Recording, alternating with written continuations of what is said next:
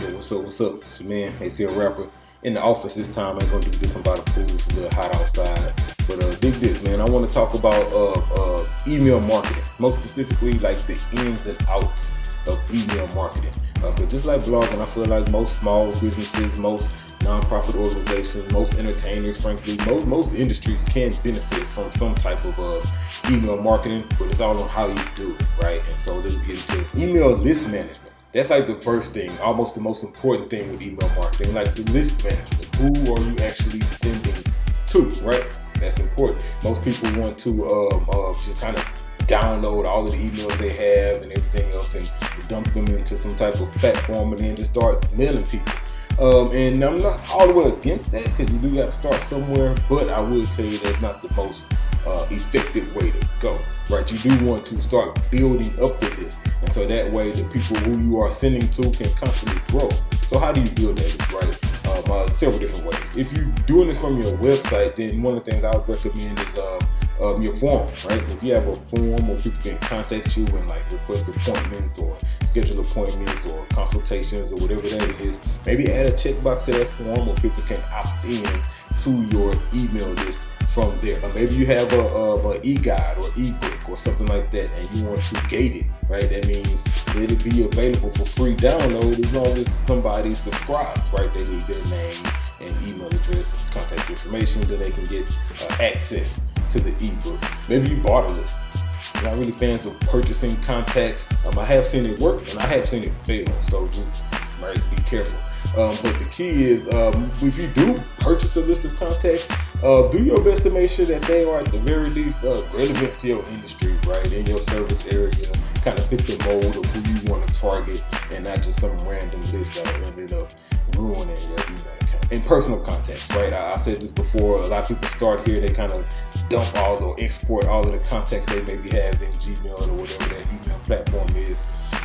If you provide a service that you tend to work with a lot of friends and family, and that's both of the people in your list, then they make sense to add your personal contacts to your email list. The key though for good email marketing is to make sure that the email list you're sending to is being managed.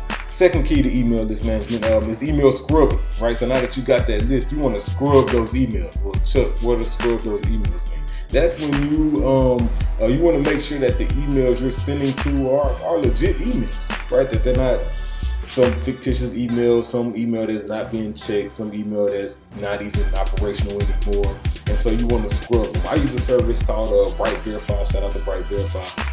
Charge about 1 cent per email, and you basically kind of upload the contacts. They'll kind of bounce the test email over there and see if it's legit or not, and then send you back a list full of clean emails that you can be confident in email. Now, number 3, right, the platform itself. How do you intend on sending this email? There's plenty of platforms out there. Frankly, most like web CRMs and other kind of company management platforms and portals probably offer some sort of email marketing, but if they don't, that's fine. I recommend 3 of them, right? MailChimp, HubSpot, and Constant Contact. I've used all 3 of them frequently. MailChimp was my favorite, mainly because of the ease of use. WordPress plugin it works well with, easy to sync with other forms. Free account is pretty cool for most small businesses. So if you're new to email marketing, start there. Right, maybe you got a bigger budget and you probably dealing with a lot of different leads, a lot of website traffic. You may want to try HubSpot. HubSpot is going to definitely give you way more features in reference to like automation and sales and actually tying things out and really maximizing your leads and subscribers.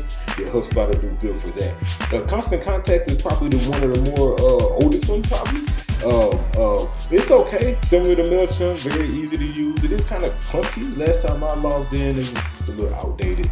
They may need to update. Now, I will say I ain't logged in to Constant Contact in at least 6 months, so who knows? But for my last usage, I use MailChimp daily. It's been working fine. I'm using it for several different clients, and we having no problems.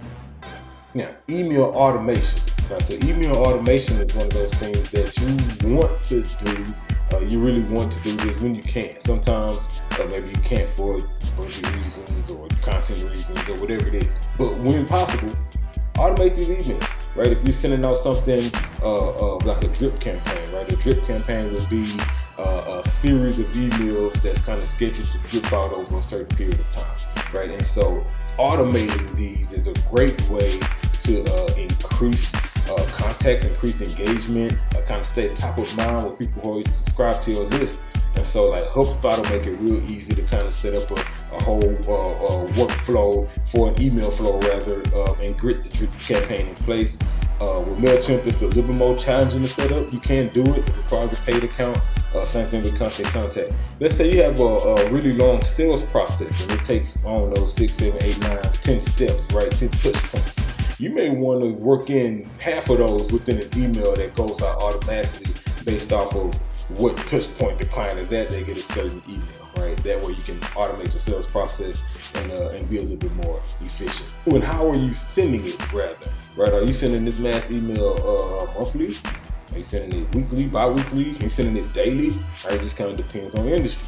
But I feel like most companies could usually benefit from a monthly email, especially like schools and religious organizations and things like that who have a lot of information.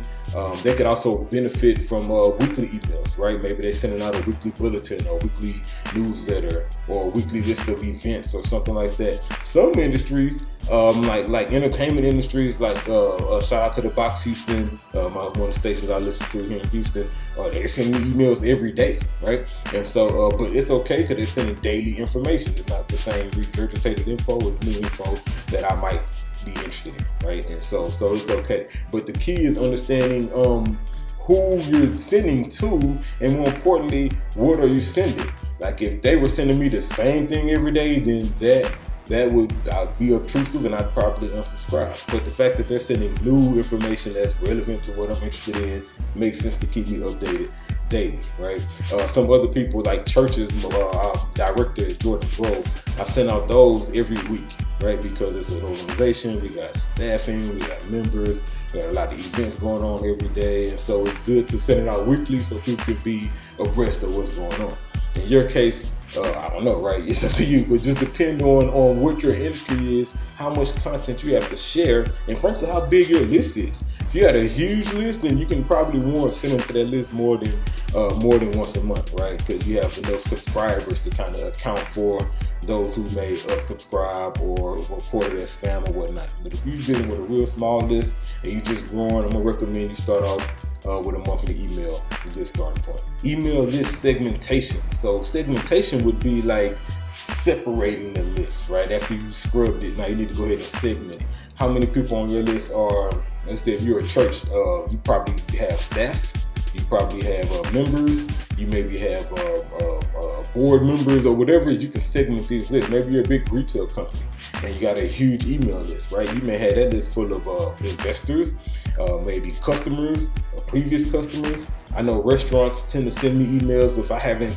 ate there in a while, they kind of send me an automated follow-up email. And so all of those things are ways you can segment your list, right? So you can begin to send out the most targeted messaging to the right people at the right time. So yeah, I mean, that's basically it, the ins and outs of email marketing. I kind of highlighted the top 3 platforms I think you should use. We talked about segmenting your list and the purpose of having a good list and how to send them, and I recommended sending them automated.